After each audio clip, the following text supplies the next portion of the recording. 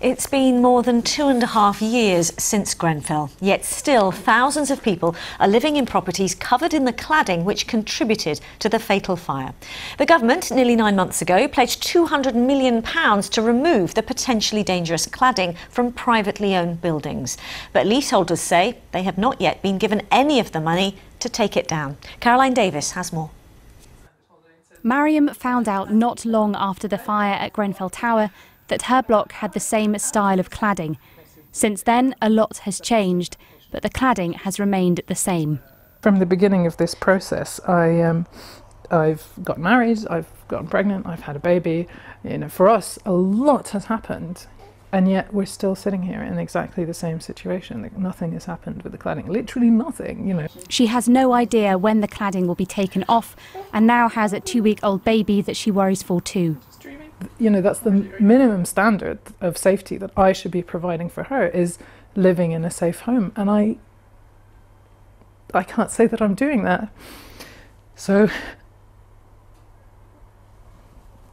sorry. And it's through no fault of our own. I mean, you know, we bought these flats in good faith. I genuinely wake up sometimes in the middle of the night going, I don't want to live here anymore. But there's nothing we can do about it. We can't sell, we can't... we're stuck here until they fix this. So the government needs to get on with it. In May last year, the government did create a fund to help pay to remove this type of cladding from private blocks. It was intended to speed up the process, but new figures seen by BBC London show that nearly 9 months on from the announcement, no private blocks in London have yet had any money from the fund to get the cladding removed. Only 3 blocks so far have been approved for initial funding to look at their cladding. This is one of the blocks that's been offered some initial money, but they're still a long way off getting the cladding removed. North Point in Bromley will be given around £50,000 to pay for a survey, which they worry could take months.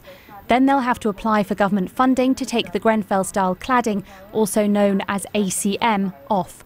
They have no idea how long that process will take or how much money they might be given. Well, it's shocking, to be honest, and incredibly scary.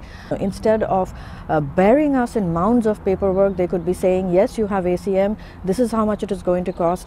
So my message to the government is to think about the people who are living in these blocks. Think about the fact that living in such an unsafe building is having on our mental health, on our physical health. Do not make this about money. The government told us resident safety remains our utmost priority, which is why we opened up a £200 million private sector ACM remediation fund.